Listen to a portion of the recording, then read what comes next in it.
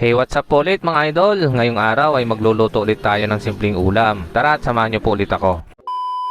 At dahil monetize na po tayo sa in-stream ads, bilang pasasalamat ay mamimili po ako ng isang lucky sharer ng ating videos. Hindi po sa Reels video mga idol ha. Magbibigay po ako ng pangkape at pangtinapay na rin. Sawal ko na lang po yung ibang detalye. Maraming salamat po ulit mga idol. God bless you all. Simpleng adobong manok po pala ang lulutuin natin for today's video. Chicken wings at legs po pala yan. Nagkakalaga ng 200 pesos. Ginisa ko na po pala yan sa bawang, sibuyas at kaunting luya. Sunod kong nilagay ang pamintang buo at dahon ng laurel. Isasangkotsa ko pala ito ng maayos gamit ang kaunting toyo para lumabas ang natural na lasa. Kaunting asukal pambalansin ng lasa. At kapag nasangkotsa na natin ng maayos, ilalagay na natin yung patatas at saka yung carrots. 3 pirasong carrots at patatas lang po yan. Nagkakalaga ng 50 pesos at hiniwa ko ng sakto lamang. At 5 pirasong saging na saba mga idol. Sabay ko na rin tinimpla gamit ang Tomorigato Ajinomoto ne.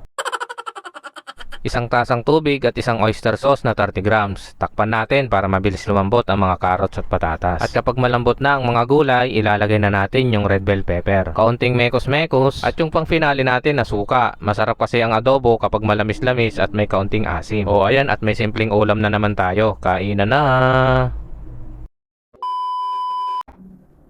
Kain na po tayo mga idol.